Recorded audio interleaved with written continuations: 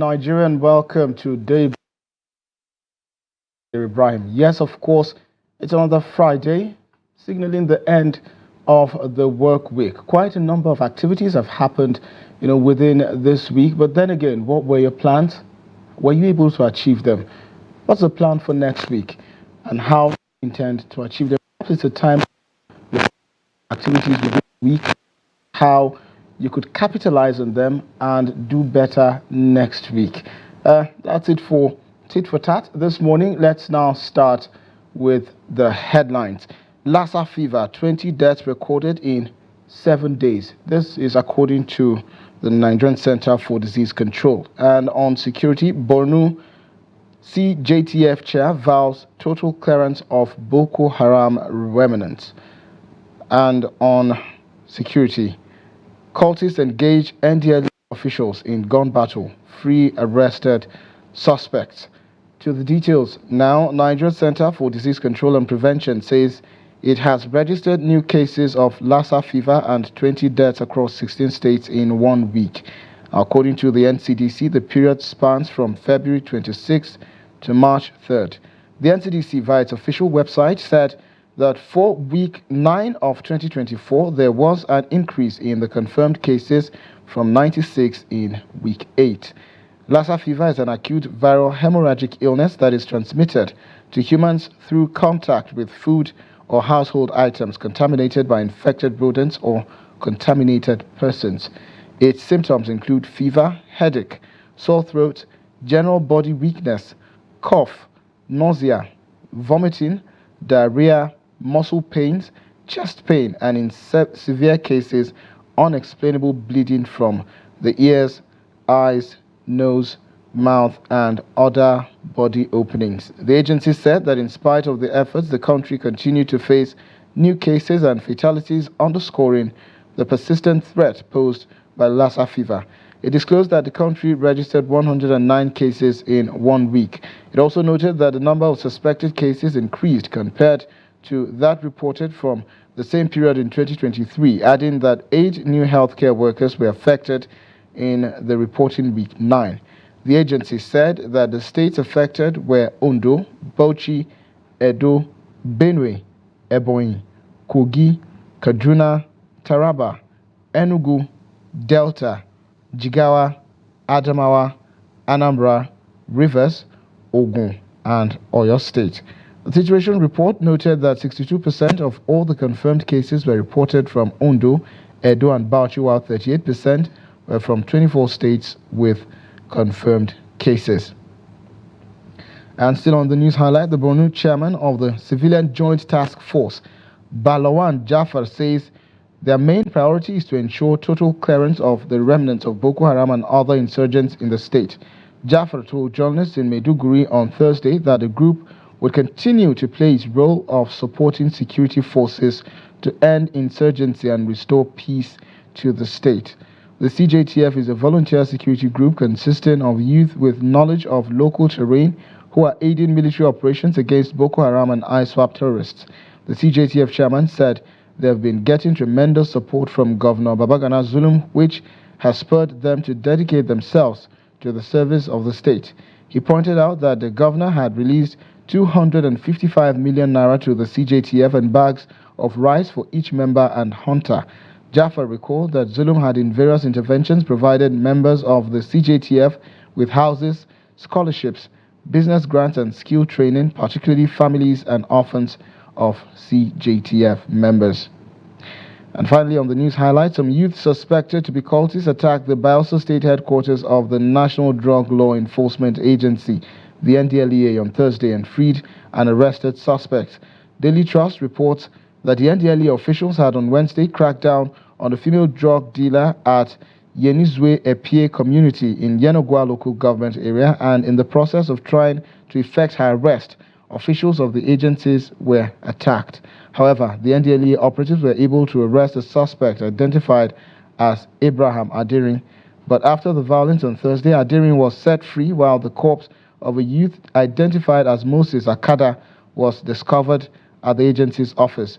Confirming the incident, the NDLEA public relations officer in Bayelsa said the lifeless body of the deceased had been deposited at the Federal Medical Center in Yenogwa, pending investigation into the real cause of his death.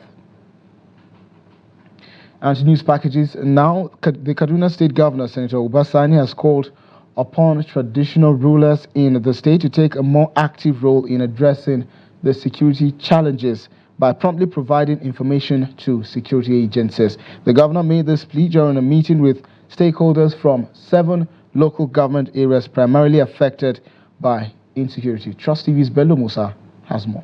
Over the last 6 months, the Kaduna State government has been organizing security meetings involving stakeholders from local government areas severely affected by insecurity. The recent meeting, which included traditional leaders, elected members of the State Assembly and chairmen from the 7 affected local government areas, Chukun, Birnungwari, Kajuru, Giwa, Igabi, Kachia, and Kagarko, emphasized the need to improve intelligence sharing and gathering efforts. Unfortunately, we had some setbacks in the last few weeks, and that's the reason why we are gathering here today again to look at other areas that we need to deepen our own engagements. Governor Ubasani acknowledged the vital role of traditional leaders in preserving peace and security, stressing the importance of increased dedication to effectively tackle the prevailing security challenges. Who are here, we believe security is local, and that's the reason why we believe financial rulers have a very important role to play, particularly in ensuring that they monitor the community and also observe the movements of people that are strangers within the community. After the closed-door meeting, Kaduna State Police Commissioner Audi Ali informed journalists that 200 special intervention personnel are ready for deployment to Kuriga. A special intervention squad. I just inspected 200 of them this morning. They are on ground. We are making every effort, logistics support. The state government has promised, and very soon they will move out. And when the IG was here, he promised a unit of mobile to be deployed to Kuriga, you remember? Yes, sir. And the unit was there. It has been deployed and they are on ground. And we are happy that we received information that the people of Kuriga received them and they are very appreciative of that gesture. The State Commissioner of Police also revealed that police and military units have been dispatched to Kajuru local government area following a recent attack that led to the abduction of 87 individuals. Bello Musa, Trust TV News, Kaduna. And away from Kaduna, during the holy month of Ramadan, restaurant operations usually experience a lull in business due to the Muslim fast. Most of the restaurants close for the whole month. Others have adopted some strategies to curb the slowdown. However, some business like ice blocks are taking advantage of the season to make brisk business as patronage surge. Trust TV's Hassan Koli reports. Majority of restaurants in Gombe are usually closed during the holy month of Ramadan as patronage drastically reduces due to the fast. While some are closed, others are still run skeletal services during the period. Cynthia Alex is one of the restaurant operators that is still in service. She shares her experience during the Ramadan period. Patronage is very low now because of the fasting. It is hard for us to get half of what we used to get on a daily basis before the fast. So we reduce the quantity of food cooked. As a matter of fact, we only open 4 days in a week. While food businesses are slowing down, the ice block vendors are taking advantage of the holy month to make brisk profits. As temperatures rise, so does the demand for the ice blocks, especially during this month when Muslims rely on them to keep their food and drinks chill. We are selling ice blocks for between 50 naira to 150 naira each, and patronage has really been encouraging. We usually take advantage of this season every year to sell ice blocks, and it has been worth the while. Whenever it is Ramadan period, we used to get this ice block because you know the weather is very hot. So initially, when we have our iftar, we normally need this kind of ice block so that we can cool our mind, have a very good iftar and also an enjoyable one. Health experts, on the other hand, say it is essential to balance the consumption of ice blocks with other nutritious food and beverages when breaking the fast during Ramadan to minimize potential negative impact on health. Hassan Koli, Trust TV News, Gombe. And the Delta State House of Assembly is appealing to the Nigerian Army not to retaliate over the killings of its officers in Okwama community. This follows a motion moved on the floor of the House by one of the members representing Okoloba. Trust TV's Jonathan Awanye reports. Delta State House of Assembly held a minute silence in honor of the deceased soldiers. The House also directed the governor to set up a commission of inquiry to investigate the remote cause of the problem and bring the perpetrators to book. To rarely condemn the unprovoked killing of 16 officers, men of the Nigerian Army, which include a Lieutenant Colonel, Commandant Officer, 2 Major Captain, 12 soldiers, and 1 civilian. Why all please make sure to Okwama community live the south government area on Thursday, 14 March 2014. The member representing Okoloba at the House described the action as national disaster, noting that the presence of the military in the area has crippled the economic activities. The whole thing is about lands. The Okoloba community is located right inside Bomani local government area. In one flank, you have Akubone community. In the other flank, you have Okoloba community, both in Bomani local government area. And Okwama community, which is in Ogeli South, is in between these two communities in Bomani local government area. So it's all about land.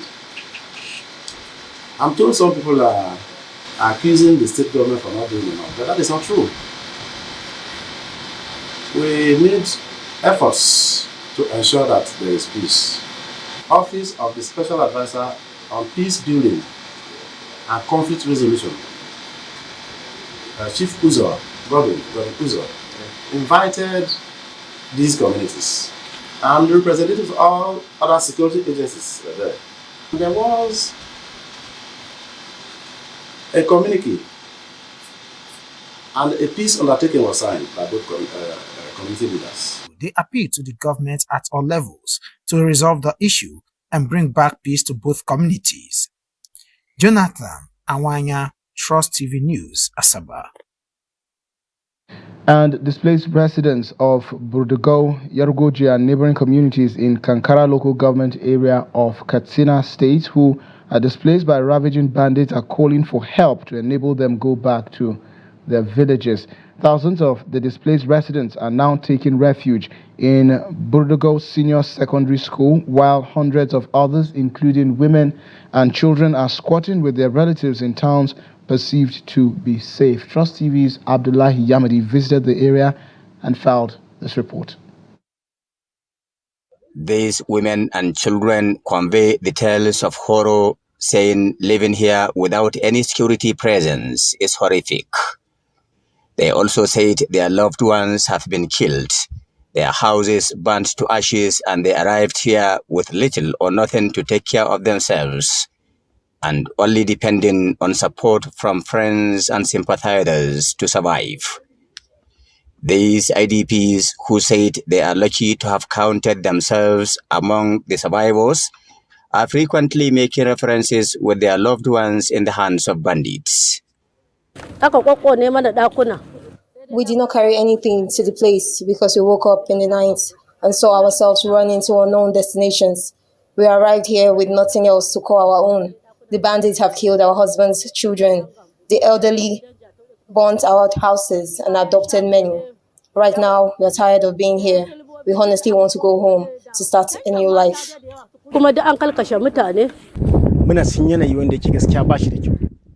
As you know, this is a fasting period. At least we're supposed to be at home by now. As such, we're appealing to the government to give us security. The suffering here is too much. We don't have comfort here. No food. We don't have anything. These people have so far spent over 4 weeks in these dirty classrooms, careless about hygiene. Elsewhere at Ergoji, the weekly local market is witnessing partial or low patronage, largely due to the escalating insecurity in the area. Our people are being killed daily. We don't have any peace of mind to concentrate on our farms or trades.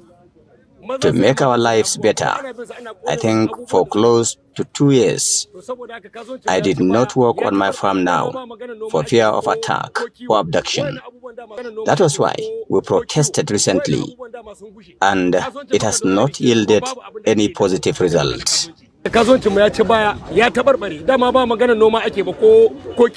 Insecurity challenges had triggered humanitarian and socio-economic crisis here, forcing residents to abandon their farms and other means of livelihood.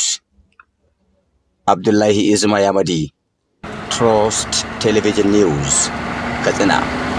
And that's the much we can take on news packages. Now, after we return from this break, we'll be opening the phone lines, of course, for you, our viewers, to call in and share your thoughts on the discussion. Today, we'll be talking about the recently passed student loans bill and, of course, the jail term proposed for student loan defaulters.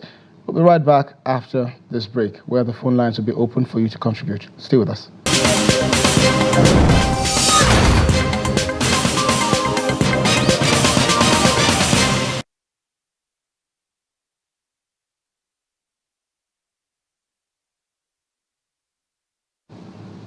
Welcome back. If you're just joining, this is Daybreak on Trust TV. And now to the phone discussion. The newly passed bill by the National Assembly introduces stringent measures talking about the student loan bill aimed at addressing student loan default, including the possibility of jail time for defaulters.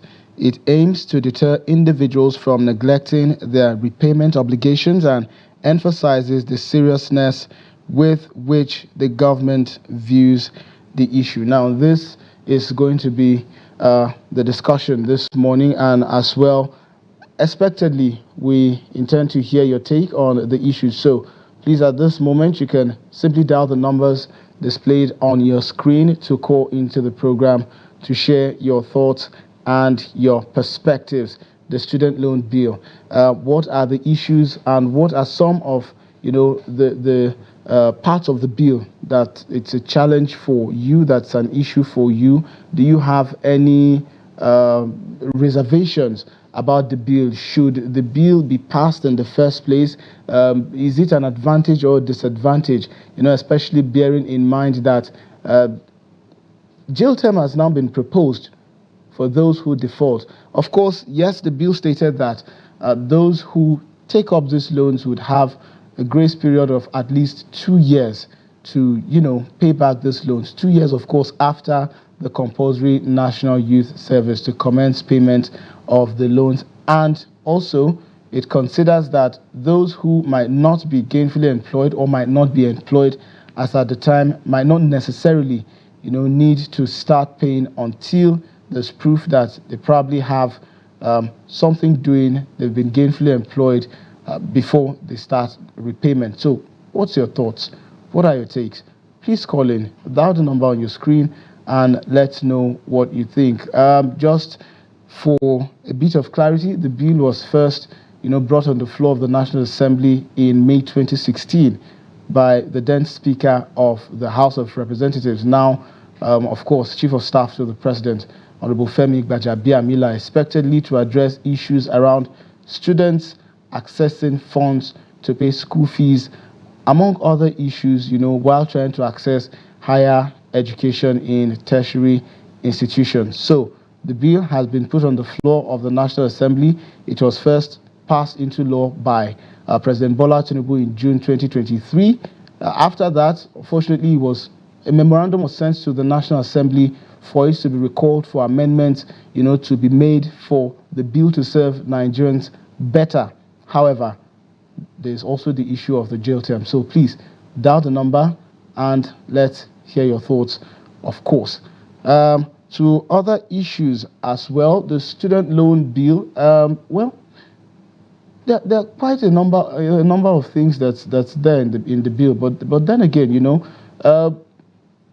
ASU, among many other student union bodies, have expressed some reservation about the bill. The last conversation that we had with a representative of the Academic Staff Union of Universities, they expressed quite a number of reservations and whether it might undermine the powers of the union. But then again, we have a call right now. Hello, good morning. Welcome to the program. What's your name and where are you calling from?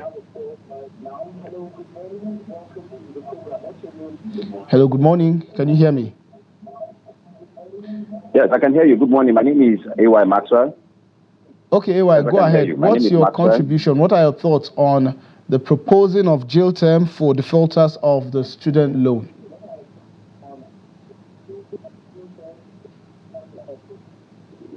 I think that's to the extreme. For a government trying to assist students, and then you are proposing a jail term for the same student who... Go ahead, A.Y., I can hear you. Well, unfortunately, we lost that call. So please dial the number on your screen to contribute on the program, to share your thoughts, your comments, and your concerns as well. So a bit of ground rules. If you're calling in, please try as much as possible to keep your comments short and simple. There are other callers also trying to contribute on the program. And as well, please do also turn down the volume of your TV set so there's no interference while you're trying to share your comments. We also have another caller now. Good morning. Hello. Welcome to the program. What's your name and where are you calling from? Good morning. Good morning. Go ahead. Your name and where you're calling from? I'm Fidelis Orduna. I'm calling from Asaba. All right, Mr. Fidelis, go ahead. We just sometimes wake up with ideas, and these ideas sound good, but they are not well thought out.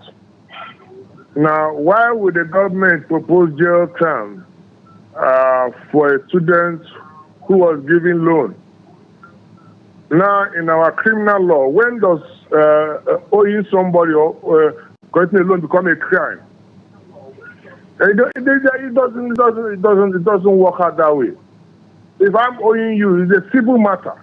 So why will you not introduce criminality jail term to somebody that's owing? There are processes of recovering money that are owed. So you don't begin to bring criminality into a civil matter. Are there no lawyers in that house, in that Senate? So they shouldn't have made it a criminal matter. Are they in Nigeria? In Nigeria, has Nigeria been sent to prison? Okay, so during the course of the program, of course, a lawyer will be joining us and he would help make more sense and meaning. These are things. Go ahead, Mr. Fidelis. Okay. So these are what should be taught out. Then again, if somebody is owing, and then you probably want to get your money back, the question is the person that the student have graduated, is he working? Does he have the means to pay the loan? These are things that should be inquired before you talk about criminal terms. If he has the means to pay and he refuses to pay, you will not that. Why is this man not paying? I remind you, not all students that took the loan that will graduate from the school. What happened to those who fell out from the school, who could not finish the school? Then what about those who could not get jobs for a very long time? So instead of the government working out how to change this country into production, as you are graduating, there are employment for you. They are just thinking of how to jail a student for loans that are given to them. It is terrible. So I don't know. See, thank God that you said the lawyer will be joining us. I don't know when a loan collecting loan becomes a criminal matter. Thank you very much, Mr. Fidelis. Thank you. God bless you. Thank you so much. Mr. Fidelis called all the way from Asaba, and as per his concerns, he said the student loan should be a civil matter and shouldn't be made criminal by proposing jail terms for those, of course, who defaulted.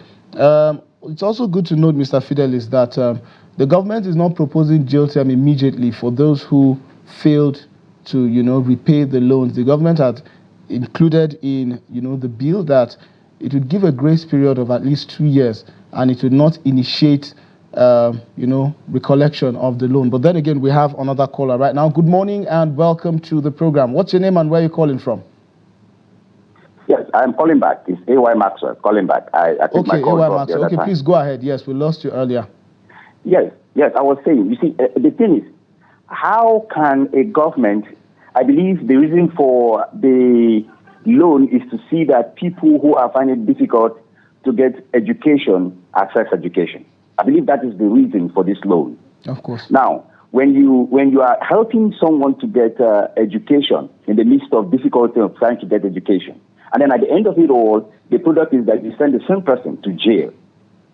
Isn't it like the government shooting itself in the foot? I mean, that's counterproductive as long as I am concerned. Now, the government should see how they can sit down and do a proper planning. Now, every student that graduates from a school goes through the NYSC program, and government pays NYSC core members for a period of 1 year. Now, I think they should tailor down this loan to an amount that can, at least if the deductions are being done from their NYSC monthly stipend, it can cover for such loan. Now, you don't give a student loan of 5 million naira. I mean, that would be outrageous. That would be too much for a student who will probably graduate and not get a job immediately. Okay. I mean, even if the student gets a job immediately, how do you expect that student to pay 5 million naira? How will they spread that? Yeah, Mr. Maxwell, if I could just butt in, Mr. Maxwell. So the government is not proposing that they will be giving a lump sum to these students, to pay our school fees or in the guise of a student loan per se. So there's going to be some level of checks to ensure that the amount being requested for by the students actually balances and is in tandem with, their tertiary institution fees, among many other fees that they might need to pay during the course of their education in these tertiary institutions. The government is not also saying that these monies will be recovered immediately. And then again, I want to ask, if the government is making deductions from the National Youth Service Corps allowance that is provided to core members, then we are aware that these core members might not necessarily be earning any income outside the allowance that they earn, either from the government or from their place of primary assignment. So do you think it would make sense if the government commences deduction right from when, they're observing their compulsory National Youth Service program? Yes, that is why the minimum wage should be reviewed. You see, that's why the minimum wage should be reviewed. That is why things need to start working in this country. I am of most concern that if you are helping somebody, maybe like you said now, these people are actually, seeing that students should just go through school easily. Government-owned universities, I think if we check the government-owned universities and see how we can work out things instead of this loan. Seriously, I don't know what to say, but so would you say the government should consider maybe giving scholarship awards rather than a loan in itself in this case? I think government should. No, you see, scholarship awards, free education. Personally, I am not an advocate for free education because anything that is free is never of any value to the person we are giving it to. So I would suggest instead of scholarship, instead of free education, we are in a digital world now. We should look at how we can do e-learning and make e-learning even more productive, where somebody can actually sit in his house and get a degree. I think the Open University is doing something that looks like A, even though there are They go to visual classes, they go to physical classes and all that. But if we can work things out like that, instead of this loan thing, loan there, I think the politicians are trying to create an avenue where they can embezzle money even the more. This loan thing, I see it as where people just want to make money, just embezzle money and encourage corruption the more. So we should be more proactive instead of doing this kind of thing. All right, Mr. Maxwell, thank you so much for your contributions. However, I did not mention the state that you call from. Oh, I'm calling from the FCT, Abuja here. Yeah. Oh, okay. Sorry. Okay. Thank you so much for your contributions on the program, Mr. Maxwell. You're welcome. Yes. You're welcome. So, Mr. Maxwell is recommending for other measures to be taken rather than the student loan in itself. He said he's not an advocate for scholarship awards and free education, but however, the current arrangement and the current order with which the student loan is being brought forward to Nigerians is not something that he's exactly satisfied with. You could also share your thoughts, comments, concerns, questions by calling in on the program using the number on your screen to, of course, contribute to the program. But before then, let's go on a quick break, and when we return, the conversation continues. Welcome back. You're still watching Daybreak on Trust TV, and of course, this is the discussion segment talking about the student loan bill and the proposal for jail term for defaulters of the loan. We have another caller on the line. Good morning. Thank you for joining the program. What's your name and where are you calling from? Hello? Hello, good morning. What's your name and where are you calling from? I'm Lawal, calling from Jigawa State. Okay, Lawal, go ahead with your contribution. I'm calling from Jigawa. Go ahead, I can hear you, Lawal. This not parties bill proposing jail term they were talking. Yes, go ahead, I can hear you. Okay. What about the senators, the House of Reps, the constituency allowance being given to them? Are they sending them to jail term?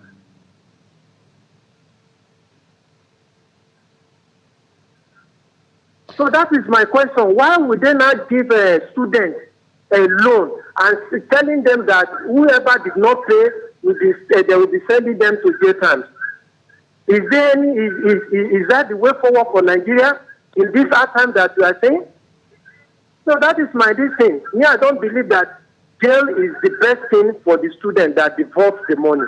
Okay, Mr. Lawal, what would you propose as the means of the government getting its money back? Because, of course, the government is not necessarily a charity organization, and, of course, is doing this to help the student, and it would want its monies paid back to it after the student completes, his or her education. So what would you propose as a means to get back these monies? We don't know. The student loan, how are they going to propose for the loan? Number one,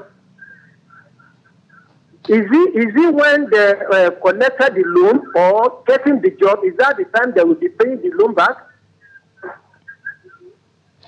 Okay, so to answer that question, for students who would need these loans, they would have to write to the National Loan Fund to seek for these loans, and then there's a process of verification that will be carried out by the National Education Loan Fund to ensure that what these students are saying or what these potential loan takers are saying is actually the truth, as well as other means of checks and verification to ensure before these loans are given. And then after the loans are given, it is expected that the students pay back after their compulsory service and after they must have gotten gainful employment in any organization, so they can then commence payment. And when they default after 2 years, as per the proposal in the bill, if they default, well, this is when the cases of this proposed jail term might come into play. So these are some of the ways that the students can access the loan and can also pay back these loans, and then the question of where students defaulting and students getting jail terms come in.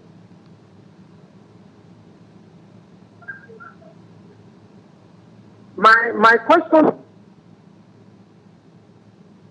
explain to me now. Now, what about the child or one of the students happen not get job after that 2 years, and they said the money will be used for 2 years? What about the person, he or she did not get the job? What would they do to them? Well, unfortunately, Mr. Lawal, I'm not a representative of the government, neither am I an employee of the National Education Loan Fund. So, you know, the bill is Millions of still... Nigerians that does not have job. Yes, Mr. Lawal, so the bill is still on the floor of the National Assembly. Amendments are being made to it. So hopefully, when it is finally passed, some of these questions that you have and that I have as well would be addressed, you know, in the bill. And if they are not, of course, programs like Daybreak will always be there for viewers to come and share their thoughts and concerns. Leave them. God did. No wala. Mr. Lawal, thank you for calling on the program. All right, so let's take some messages and comments that were sent on social media. So it says, good morning, presenters of Daybreak on Trust TV. My take on this student loan issue is simple. First of all, why will jail term be included in the bill? On what grounds? To me, it does not even make sense. There are so many ways of dealing with defaulters, not jail term. We are civil society. Also, good morning. I think NASS should stop this bill. The loan between federal government and the students are civil in nature. Then why are they bringing criminal into a civil matter? Musa Umar from Jalingo, Taraba State. Okay, thank you very much, Musa, for your comments. And lastly, good morning, presenter. My name is Nyabzak Emmanuel from Abuja. I suggest government should introduce scholarship in all the government tertiary institutions instead of loans for Nigerian citizens. And another one. What of those that die after collecting the loan? It's been Mercy from Adamawa State. Good comments there, Mercy. Thank you very much. And of course, we have another caller. Good morning. Welcome to the program. What's your name and where are you calling from? Hello, good morning. Welcome to Daybreak. Can you hear me? Good morning, sir. Yes, good morning. Your name and where are you calling from, sir? Okay, my name is Nyabzak Wapmak Emmanuel. I just sent you a WhatsApp message, but I would still want to add to what we just discussed about it. Go ahead, Mr. Nyabzak. Indeed, I just read your comments now. To the best of my knowledge, I think there would have been no need for the issue of loan for the Nigerian citizens, as it's supposed to be a free education or full scholarship for the citizens of this country. Considering the fact that most of our students after graduations, they will still stay at home for more than 10 years before getting job opportunities. And these are poor family, poor people, poor citizens from different community or different families that they cannot afford 3 square meals in a day. Okay. So your proposal and you are is still for... expecting them to pay for scholarship again. What brought about the issue of scholarship again? The loan. What brought about the issue of loan again? For me, I would advise the government should reverse the issue of loan and introduce full scholarship for its citizens in all government institutions. In as much as there is no job awaiting every graduate that is of Nigeria. So as for me, I would advise that they should give a full scholarship instead of loan. Because if you put loan and you now always want to penalize your own poor citizens again, that if you default for the defaulter of people that they cannot pay the loan, why will you now punish your people that you are not giving them any job? Their parents are not getting job. It is very, very unfair. The senators, how much are they collecting? House of Reps, how much are they collecting? Even the government officials, they should think about something before putting law on poor citizens of it. Are they utilizing the money that is so-called money for those so-called constituency development? Are they putting it into use? if they really mean well for the common man, they should also say, okay, in that case, let us forfeit some of our own salary or some of our own allowances to sponsor the students or the children or in their various communities. Why they don't want to do that, and they are bringing about law again to tax us? May God forgive them. But one day we will revolve. That's my take. May God bless us. Mr. Yabzak, amen. May God bless Nigeria. Thank you so much for your contribution on the program. So quite a number of callers have called in and have expressed disenchantment over plans by the federal government to include or to propose jail term for defaulters of the student loan. And we have another caller yet again. Good morning. Welcome to Daybreak. What's your name and where are you calling from? Please do well to turn down the volume of your TV set so it doesn't interfere with the conversation. Hello, good morning. Yes, good morning. Go ahead. Your name and where are you calling from? Hello, good morning. Good morning. I can hear you. Please do well to turn down the volume of your TV set. Good morning. Good morning. Go ahead. Yeah, I'm calling from Gombe. All right. What's your name, sir? Calling from Gombe. Yeah. Okay, my name is Freedom Chika from Gombe. Okay, Mr. Freedom, go ahead with your contribution. Yes, my take on this proposed jail term bid for student loan, I guess it's wrong.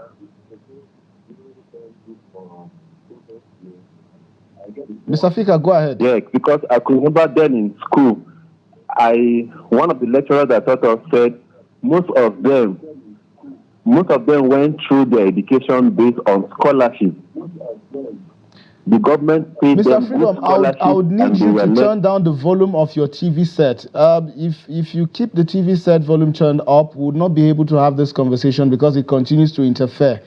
Please turn down the volume of your TV set or step away from the TV so we can converse properly. Okay, hello, can you hear me now? Yes, I can. Go ahead.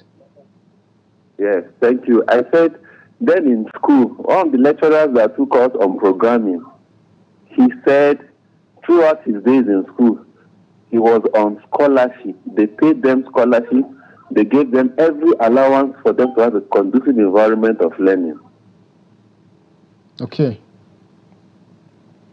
Now, I see no reason where a government that is expected to cater for its citizens are trying to impose jail terms for students because of loans. These are rights that they are supposed to give to every citizen of this country. Indeed, Mr. Freedom. So, So to me, I guess this bill is very, very wrong. Then let's talk about what about students that will, in the course of this loan, either lost their life, whether through nature.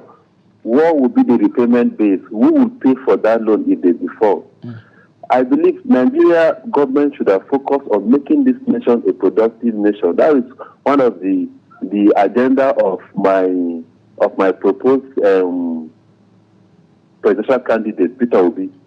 If Nigeria is working... Okay, so Mr. Freedom, we're not here to campaign for any candidates, please. So if you could just go ahead with your thoughts and comments without trying to promote any candidate, that would be lovely. Okay, thank you very much. All right then, thank you very much, Mr. If Nigeria is a productive nation, I believe if a student should graduate under the loan scheme, he knows as soon as he's leaving the institution, he would either get a white-collar job or engage himself in other primary jobs that will enable him to pay back that loan. All right. We have so many leaders in our nation today that have gone through scholarship, either both home and abroad.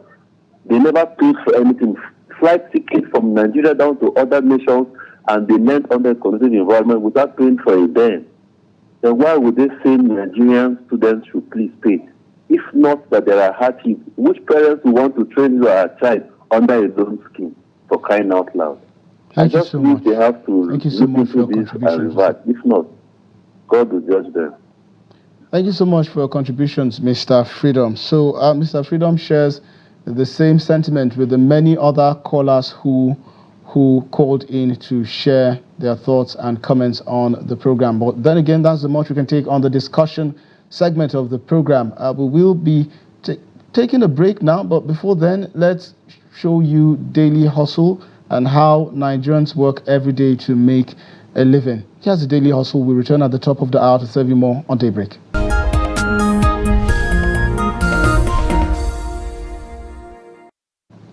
Thank you so much for staying with Daybreak on Trust TV. Earlier, we had opened the phone lines to commence discussion where Nigerians called in to share their perspectives and concerns around the student loan bill and the alleged proposal to include jail term for students who fail or who default on the payment of their loans. Now, we'll continue that discussion with experts in the studio today who would also be bearing their minds on the issues. The National Assembly on Wednesday passed the Student Loans Access to Higher Education Act, Repeal and Reenactment Bill 2024. This comes after separate considerations by both the Senate and the House of Representatives of the report of the Committee on Tertiary Institutions and TET Fund.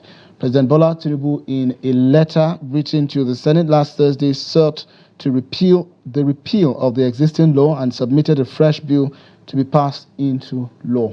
This request came a day after the announcement of a temporary suspension of the commencement of the student loan scheme, which would allow students of tertiary institutions access to interest-free loans to complete their studies. Now, according to the brief, the fund shall not initiate loan recovery efforts until 2 years after the completion of the National Youth Service Corps program. It also stated that the beneficiary may request an extension of enforcement action by the fund by providing a sworn affidavit indicating that he is not employed in any capacity and is not receiving any income. It pointed out that any person who provides a false statement to the fund under this section is guilty of a felony and is liable to imprisonment for 3 years. We now have in the studio Barrister Bode Fadipe. He's a lawyer and also a policy analyst, and also joining us via Zoom from Imo State is Dr. Jennings Ekiayawo. He's a policy analyst. I hear he hasn't joined yet, but he will be joining us shortly. Good morning, Barrister Fadipe. Thank you so much for joining the program. Yeah, thank you for having me. Good morning. Nigerians are quite disenchanted, especially with this proposal of jail terms for those who default on the payment of the loan. So, what's your take, seeing that some have considered it criminalizing a civil matter? Well, I think first and foremost, let's even applaud the National Assembly. Let's applaud Mr. President that in line with his campaign proposal, he has gone ahead to give effect to that part of his campaign. But you see, for me, laws are not an end on their own. They are only a means to an end. And then addressing specifically the issue of criminalization of default in payment, I don't think that will achieve the intention that it is that the drafters of that law desire for it. I mean, there are so many. Usually, every criminal action against the state, crime is against the state, is either punished by jail term, by fine, by community work, and so many other things. I don't think we should have raised the issue of default in loan, student loan especially, to the level of jail term. I think we should look for a moralistic approach, but that is not to say that there should not be consequences. What I mean by adopting a moralistic approach is to say that, okay, look, if you default, we will profile you and make sure that you are not able to have access to other benefits in the state that the state is providing. Like a credit system. Yeah, a credit system. You see, one of the biggest challenges we have in this country is the fact that we don't have a good credit system. We don't have a system where there is high level of trust. So if, for instance, I take a loan as an indigence or because of my indigency or because of the indigency of my parents, I have access to state fund and I am giving that loan. There is an element of trust that you will pay back because you are not the only one that will benefit from. There are so many indigent people that will still come after you. So if you default, by deliberate action especially, because for there to be a jail term, it means there was an intention for crime to be fully committed, and you can say that this person is worthy of punishment, the action and the intention must coalesce. The two of them must work together. The man must intend to commit that crime, and he must have gone ahead. And that's why in law we say that a man intends the consequences of his action.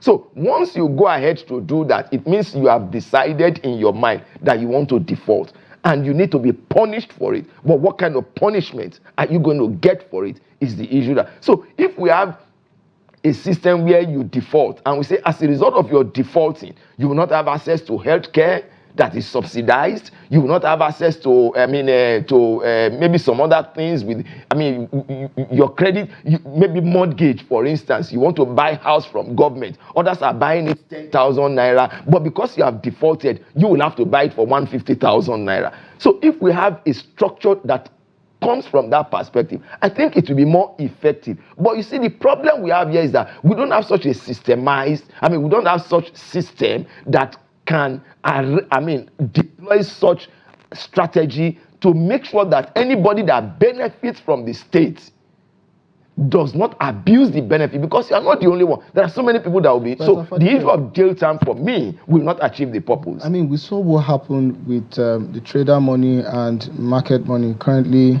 the Bank of Industry is finding it quite difficult to recover some of these monies that were given out as paltry sums to traders to do business. But away from that, what about the consequences of sending students who basically assessed these loans with intentions of completing their education in tertiary institution? Unfortunately for them, by whatever act, be it an act of God or whatever act, they are unable to pay back these loans. And now the consequence of a jail term is put on them, and they have to go to some of these correctional facilities. And of course, you know the correctional system. Yes. Is this not also going to add to the problems? Now, going to jail presupposes that it was a deliberate thing, and we need to distinguish between what was done deliberately and the inability to pay as an act of God. Even act after of God. 2 years. Yes, after 2 years. So if act of God, maybe he fell sick, is not able to get employment, because there is a quiet responsibility on government to provide employment, means of sustenance. Exactly, so that he can pay back, because part of the provision is that until he gets a job that can sustain him. So again, you see that there are so many subtexts in this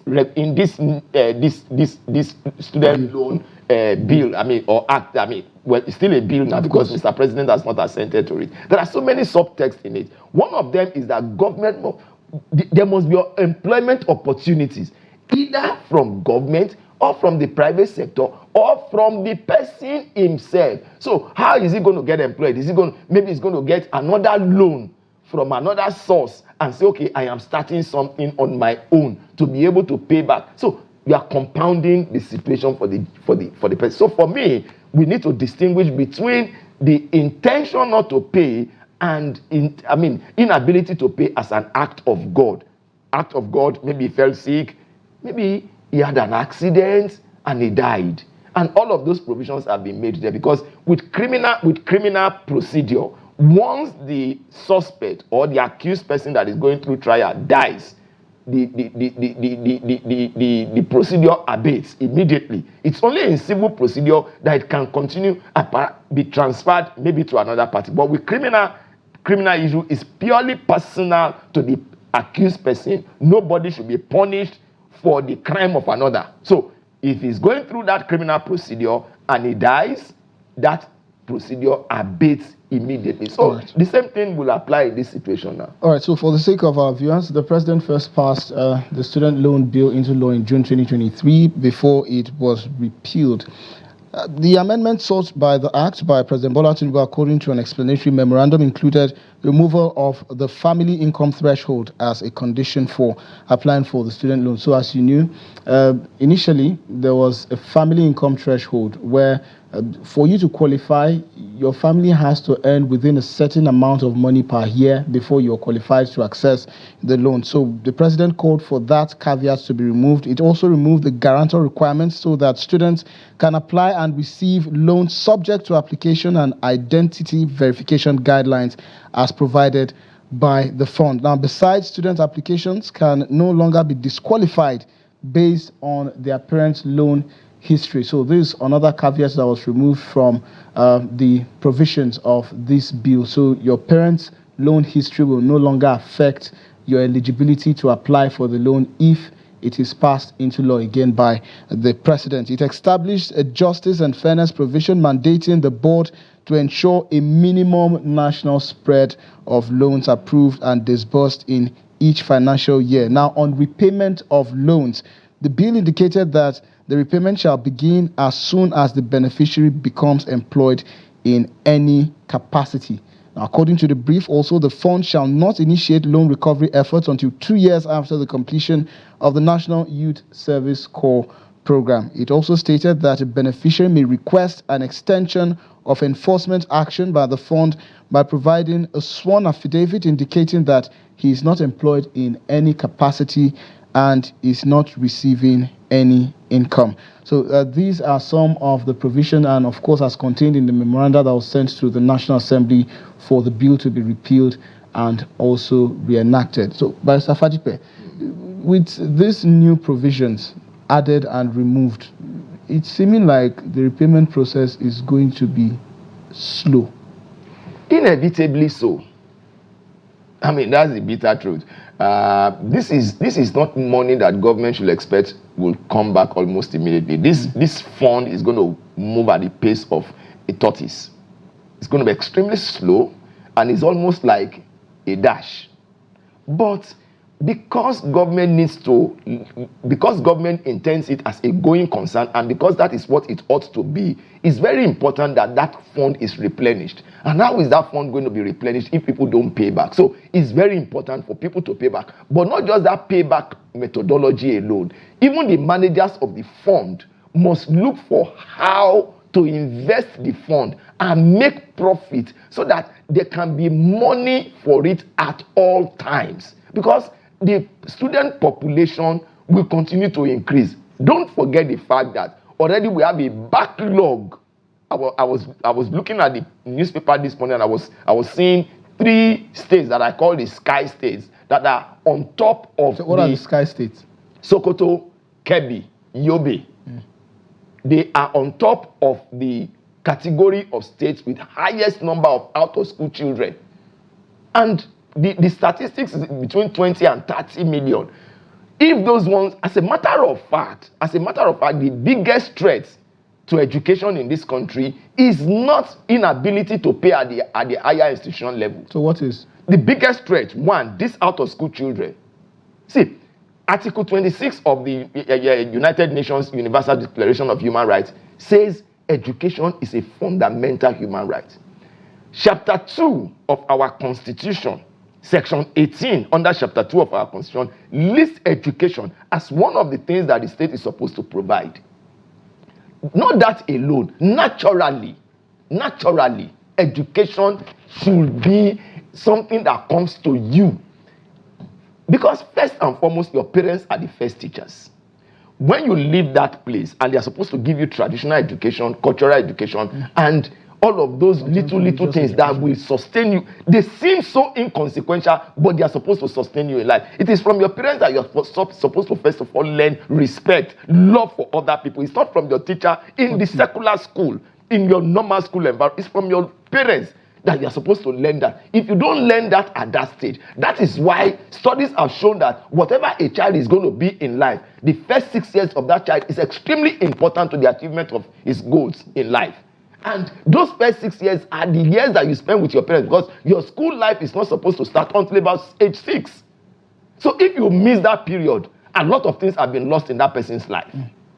A lot of things. So look at those out-of-school children. By the time they get to the point where they are supposed to be in the university and they are not there, a lot of things. That's why we have a lot of social problems in the country today. So for me, the biggest threat is not the inability to pay at the tertiary institution level. It's the foundation. That's one. Two, and this is saddening to me, that in our country of today, in those days when some of us were growing up, when we're still far younger than this, education was a leveler. Yourself and the child of the rich, you are in the same public school. And when they come to pick their children with their cars, you are trekking home, but you are happy that, look, there is opportunity for competition between the two of you. Because at certain stage, no matter how rich your father is, you still have to determine what your life will become. Indeed. No matter how rich their wealth can only make it a lot easier for you. But if the child of the poor man struggles and fights against the odds in life, it can even be better than the child of the rich and the child of the highly connected. So for me, education should start from the real threat. That is where Mr. President should go to. That is where the states should go to. That is where the National Assembly should go to. That is what we should deal with. How can we, in Nigeria of today, be hearing that 280 students were kidnapped? Even if it is with luxurious buses they were taken away, it can't be one luxurious bus. Another major threat to education in this country is the inconsistency in calendar, which is fueled by ASU strike today, ASU strike tomorrow. In Nigerian university, you know of when you gain admission, you don't know of when you are convocating.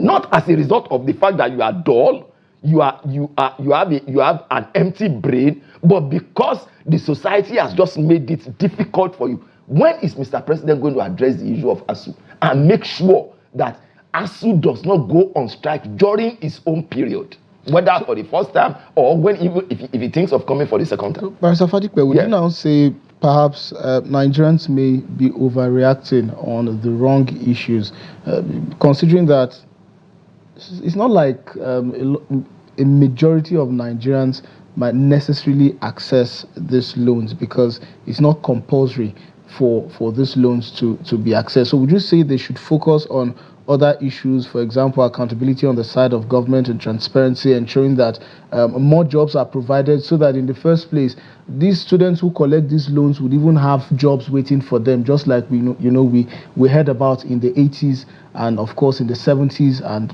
in the early 90s. Would you say that should be what Nigerians should be clamoring for, instead of complaining about the fact that a jail term was proposed for those who would default on payment of the loan? Like I said, the jail term issue for me is not a principal or fundamental issue. I do agree with you if the argument is that government has to show more responsibility, but the citizens also have to also play their role. If government has gone ahead, because there's nobody called government except the government administration officials. There's nobody called government except the human beings that are administration officials. If today, and I keep saying it, it's a moral issue that must be backed up with law. If today I have the opportunity to get 100,000 naira to pay my school fees, in any case, let's not forget the fact that students from private universities have been automatically excluded. By reason of the fact that they have gone to private university, they have been automatically excluded. No private university takes less than 1 million naira. If I'm not current anyway, and I don't have anybody there. So considering the current situation, so my children attended public university. But the point I'm trying to make is this: anyone that gets the opportunity to take from state fund, don't forget that it's a commonwealth that has been made available to you on account of the fact that the state felt that the indigency of your parents may not have been as a result of their own deliberate steps, not the fact that they were lazy in working or lazy in looking for money, but by one providential issue or the other, they found themselves in that location in life. And the state says both the rich and the poor, they must have certain level playing field that can help them to propel themselves to the next stage. And they make it available to you. And you now took it and pocketed it. Just as you said, the trader money. How much of it has government recovered? Government should not be pursuing people. people should take the loan and willingly say, I am paying back. Obama did not pay back his student loan until very much until several years after. That is because the system has not only made it impossible for him to escape, but he also knows that he has a moral responsibility to do so, placed on him to make sure that he pays back that money because other people will need it. All right, then. We're now joined by Dr. Jennings Ekianyanwu via Zoom from Imo State. Dr. Jennings, good morning and welcome to the conversation. I know, of course, you have been listening to the submissions by Barrister Fadipe, but then again, what's yours? The student loan bill proposed by Mr. President, and of course the proposal for jail term for those who default in their payment of the loan. What's your take? Some Nigerians have expressed disenchantment and of course displeasure over plans to include jail terms for a matter that they say should have been a civil matter. Anyway, like I was saying that most of the policies that this government has churned out in the last almost getting to 1 year been very inconsistent in the sense that what I call policy somersault. You do it today, tomorrow you come up with a new policy. For me, I do not believe that this policy will work because we do not have a system that is functional. Functional in the true sense that you can track students, you have the data of who is a student or who is not a student. Like in the US, the gentleman that they talked about, Obama, who took loan when he was in Harvard University. Did he pay back until sometime he became president and tried to pay back? Now, because America has what I call the social security system that have a comprehensive data of who you are and what you do and where you work or where you live or where you work or stuff like that, you know, have a profile. But in Nigeria, we have different identification information data that you cannot comprehensively define. This is the data. If you go to banks, they ask you for NIA, they ask you for driver's license, they ask you for voter's ID card. But in America, it doesn't work that way because the system is structured in a way that what you have is what you have. There's no way you can change it. But Nigeria here, someone can decide to change his name and live in neighborhood, maybe somewhere in Niger or Chad or anywhere else in Nigeria and change his name. You know, so we have our education system. It's not functional in the true sense that we're still struggling in the 24th century. There are countries.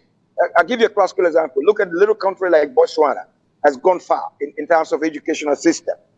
Ghana is just following suit, and other African countries, Uganda, they're all doing well. Rwanda, they're all doing well when it comes to educational issues. But Nigeria, we claim that we're giant of Africa, but we're not. We have little to show that what we're doing is actually right. For me, I would say that I do not believe in some of the policies that this government has turned out in the last almost getting to 1 year. So they keep telling Nigerians that they have better future for them, they have better policies for them. But you can see that this is dead on arrival. Because how can you put up a jail sentence to somebody who collect loan? And while people who still collect loan or collected loan from the banks haven't paid up to today. Some of their properties are on for sale. And government have not, deemed it fit to actually go about all these people who took loan, who defaulted in loans from the banks to collect it back from them. So how do you think that this one will work? Okay. The private university has taken place, has come to stay. So there's a high level of competitiveness, in the Nigerian educational system. So we need to up our game. We need to up our game. I think this loan, we used to have it in the 70s and in the 60s. If I may just interject, you spoke quite passionately about why you think that this loan implementation might not be a success. So what are some of these things or these issues that you feel that the government has to put in place or that needs to be put in place by members of the National Assembly and those concerned to ensure that this is a success, or at least to see that, because I believe the end game here for everybody is to ensure that all Nigerian students have access to tertiary education and are properly educated. So what, in your own opinion, should be done to ensure that this happens? Well, in my humble opinion, if this loan will work, first and foremost, you must have a comprehensive data about who the students are and how these loans can be paid back, whether it's a short time, whether it's a long time. Like in America, when you take a loan, there's an undertaking, an agreement that you serve the university or you serve your or you suffer a long period of time before this loan can be you can pay back. But it's not the way it is. So if you now say that people who collect loans that if they don't pay they will go to jail, that would be take a long time litigation, and that litigation will stretch on as long as those people want to go to court to say, listen, this is not a criminal matter, it's a civil matter. For the loans, we were not forced to take the loans. The government, on their own volition, said that they want to give out loans to students to help them, further their education. So that causes the lapses. So when you want to do stuff like that, first of all, you get a legislation, and that legislation has to come under educational policy that allows people to take loans based on conditionalities, such like you're taking loans from the World Bank or IMF. You are not forced. When you meet up certain requirements, there must be certain requirements that the eligibility of this loan. If you don't have the eligibility and you don't have the eligibility status as how this loan should be given or should be loaned at, then you are not qualified to take the loan. First and foremost, look at the indigent people who cannot afford to pay for their tuition. There are people in federal universities that their parents are rich. You haven't done the data, you haven't done the survey to actually find out what is the possibility of if someone takes this loan, whether this loan will be paid or whether this loan will not be paid. You have not done the background check, then you are turning out a policy that is not sustainable. I think this is a political trying to do what I call political scoreboard to make relevant in the political setting of the Nigerian political setting. So I think the government should go back and structure back. Two recommendations. One is the government should have a comprehensive data of who are students that are eligible to take this loan. People who are really qualified to take this loan. Are these people indigent or non-indigent? Can they have the ability to pay back this loan? And what is the duration of this loan? Is it after you graduate, they give you some time? And to get job in Nigeria, there's no job anywhere in the world. And the world is becoming more competitive. So you need what I call skills and innovations to actually leverage on the global thing. So, and where are the jobs? If somebody graduates, so where are the jobs? If somebody dies, what happens? All right, Dr. Jennings, I think these are some of the questions that you, as well as many other Nigerians, have been asking. Barrister Fatipe, so Dr. Jennings described the student loan program as most likely a political score point instead of a political strategy, instead of more or less a developmental strategy that would see the development of Nigerian youth and, of course, students. Do you subscribe to this as well? Because I saw you nodding your head earlier to some of the submissions. With profound respect to the submissions of Dr. Jennings, this is my I don't want to see things from the perspective of political benefits to the sitting government.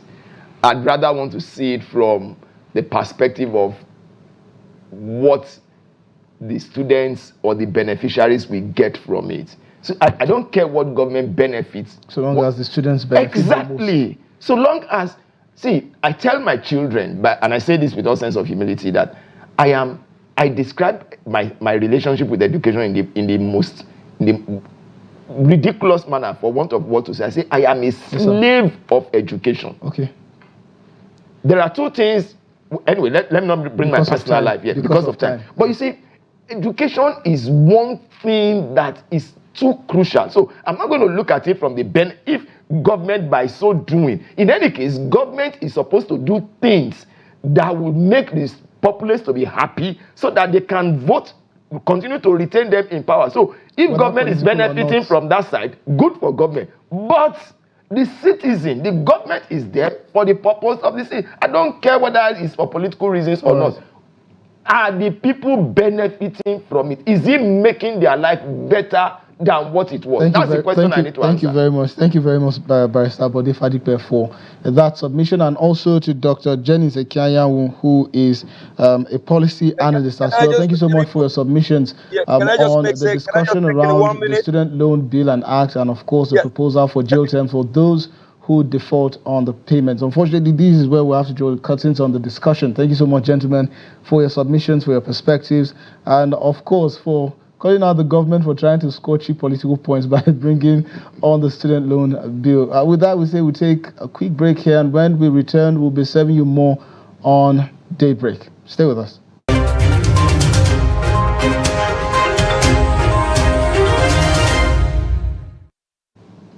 This is the newspaper review segment of Daybreak. Of course, I have a copy of the Daily Trust with me, and starting with the lead story there, it says, thousands may miss Ramadan.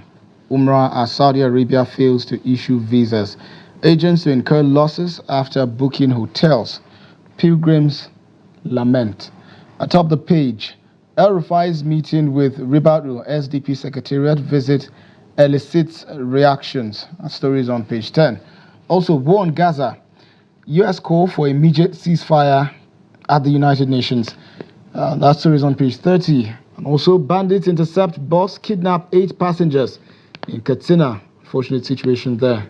Story is on page 6. And also, beside the pictorial, we see police demand 5.5 million naira damages from Kano TikToker Murja, page 16. That story. Okwama, don't shield troops killers. Delta governor warns monarchs. And also, northern senators demand action on Kaduna abduction. And on the picture there, we see elderly Muslim faithful queue to collect food to break their fast in Utako yesterday. And at the bottom of the page there, we see Naira appreciates to 1,382 Naira to the dollar after $7 billion forex settlement as controversy trails foreign airlines funds.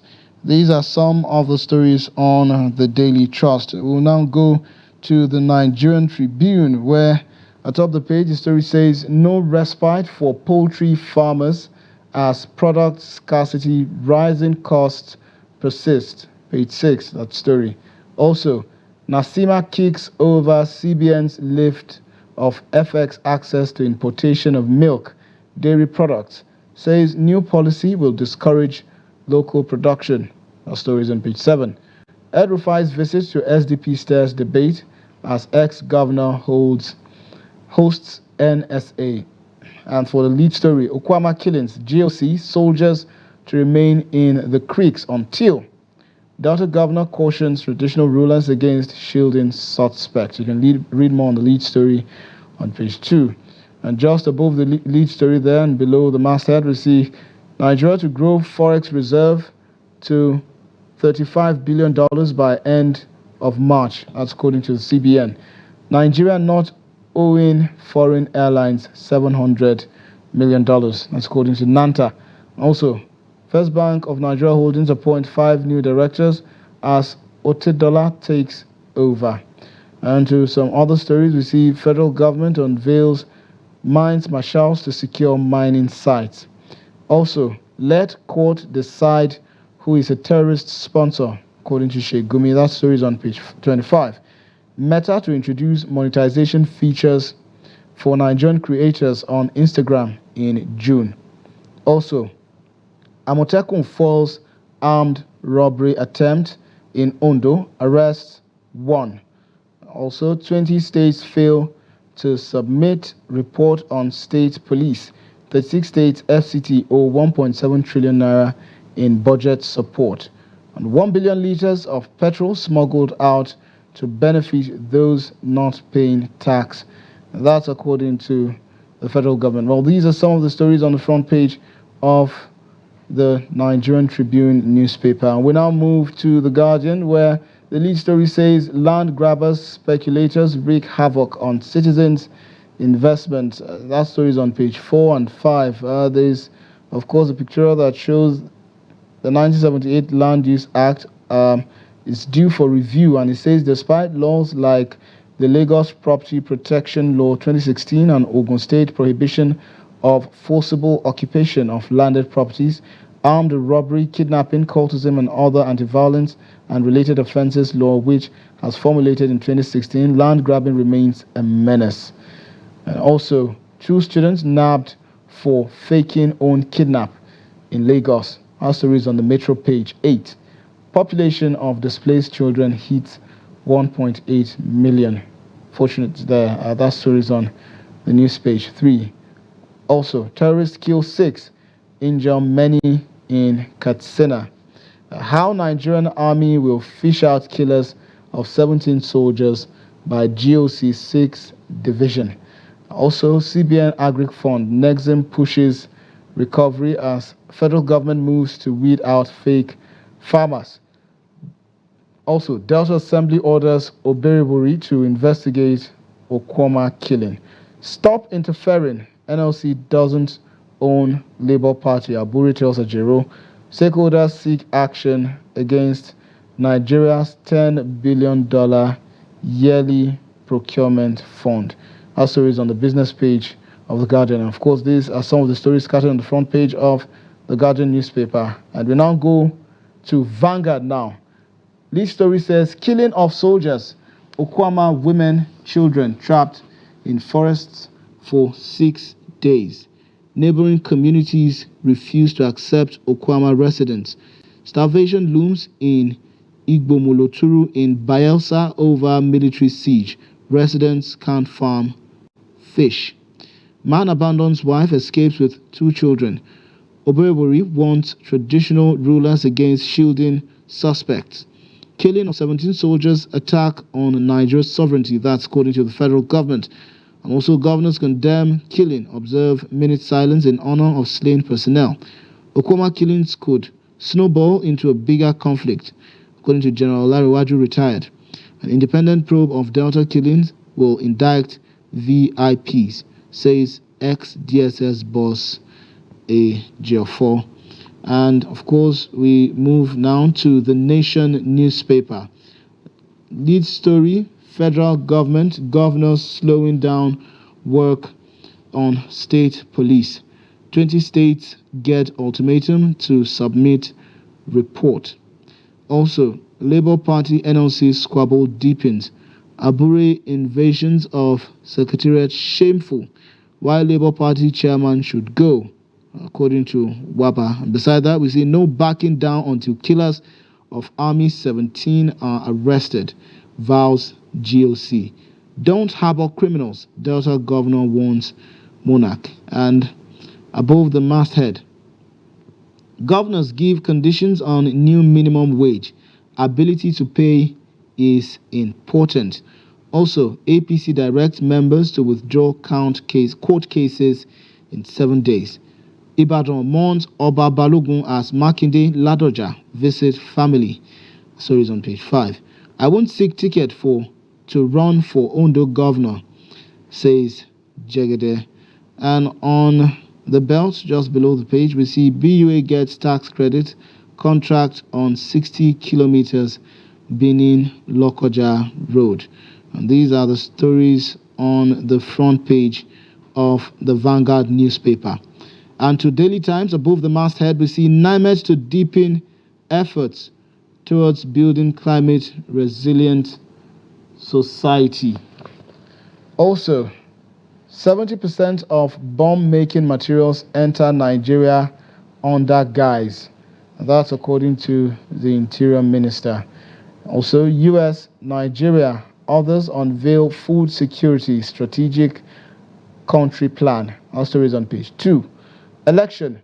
Jonathan leads West African elders to Senegal. Of course, this is ahead of the presidential election in Senegal, which comes up on Saturday.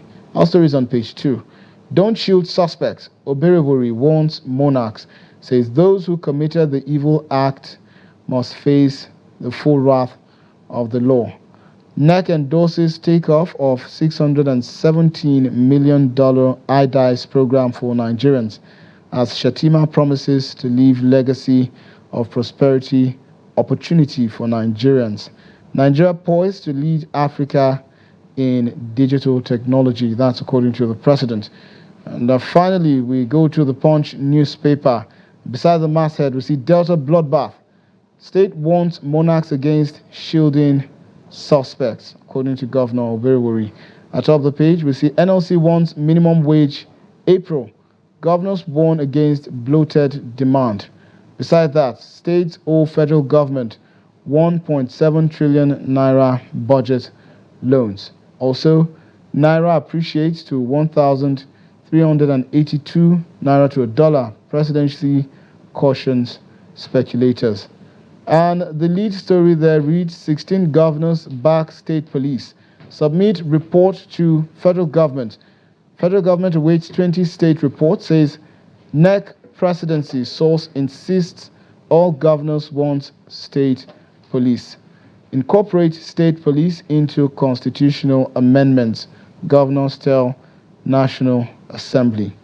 Smoke out all illegal miners, federal government tells 2,200 new mining marshals. Also, scores killed as bandits sack 9 Benue communities. That story is on page 7. And also, commuters fear gridlock as construction resumes on Lagos-Ibadan Expressway. And finally, foreign trips, federal government may save over 5 billion naira quarterly. So these are some of the headlines across the national dailies. And this morning, we're joined in the studio by the editor of 21st Century Chronicle, Mr. Nuruddin Abdullah, to share perspectives on the review. Good morning, Mr. Nuruddin. Good morning, Mr. Sagil. The program. So let's start with the Daily Trust, of course. Lead story: thousands may miss Ramadan Umrah as Saudi Arabia fails to issue visas. Agents to incur losses after booking hotels. Pilgrims lament. So it's seeming like it's more travails for Nigerian pilgrimage. I mean, pilgrims. Before we were talking about the cost of the Hajj fair itself, and now here's another issue: Saudi Arabia failing to issue visas. What's your take? Excuse me. I think it's a Nigerian thing, particularly this Umrah issue. So it's peculiar to just Nigeria? Mostly, yes, mostly. You know, from experience, our people normally go for Umrah, stay there. Even though the Umrah visa was in the past was just about a month, but they will stay there illegally, perform Hajj and return. But in the last 2 years, I think, or more, the Saudi authorities introduced this 3-month visa with a 2-week stay for the Umrah. So many Nigerians latch on that. But the problem is this, just like in the story that the Saudi authorities are saying, many Nigerians have traveled to Saudi Arabia for Umrah, did the Umrah, and stay back. They continuously keep on performing the Umrah. Despite their visas. Exactly. And everything is automated. They know when you enter, they know when you go. After COVID, the entire Hajj ecosystem has been automated by the Saudi authorities. And they give precedence to crowd management and control. So many Nigerians who are in the kingdom now, and they have performed Umrah 2 or 3 times, are still there, waiting for the last 10 days of Ramadan. And that was why Saudi said no fresh visas will be issued. Particularly, you know, Nigerians are the one that mostly targeted the last 10 days. If you go to Mecca or Medina, those last 10 days, you think that you are in Kano, Abuja, National Mosque or Anur Mosques. Because of the number of Nigerians. Exactly, that particularly target that time. So they say no fresh visas because the place is already congested. Allow other nationals to perform the pilgrimage. So that is the issue. Morally, it's a Nigerian thing, if you look at it this way. And I was discussing with someone, he said, no, but you shouldn't book tickets when you don't have a visa. Indeed. Well, so you see that the tour operators are complaining that they have booked hotels. So are you saying that they one way or the other compounded these problems for themselves? Definitely. Because you should get visa before you get a hotel. You should buy a ticket. So why would you pay for all of those services when you've not gotten the visa? You understand? So that's the problem now. Okay. So mostly it's a Nigerian. Let's now go away from this issue, and El-Rufai is back in the news again. I see you're smiling. I really want your take on his meeting with Ribadu and also the SDP Secretariat. You know, after the story broke, the pictures, his men, his media handlers released the Ribadu visit after his pictures of visit to the SDP Secretariat, you know, heightened or deepened speculations about likely defection. It was clear since his rejection by the Senate that El-Rufai, you know, has been in the political lull as such. I saw Muyiwa, you know, trying to, you know, sort of philosophize the entire thing. But yes, Ribadu visited him at home. Gabam, the national chairman of the SDP, was hosted in El-Rufai's residence for iftar. People must speculate. It's a political season. We know how it ended with him, with the Senate and the presidency. And now you said that you saw the man visiting the SDP national headquarters. If Gabam is El-Rufai's friend and he's trying to do it, maybe say he wants to pay back after he hosted him, he should visit Gabam's home, not the SDP secretariat. You know, the last thing he did was we saw him saying that he was trying to create a virtual wealth to empower some youth and what have you. Since that time, we didn't hear anything until we saw him, bam, on him and Jimmy Lawal and Co. at the SDP secretariat. And you know, he has a very frosty relationship, even with his successor in Kaduna.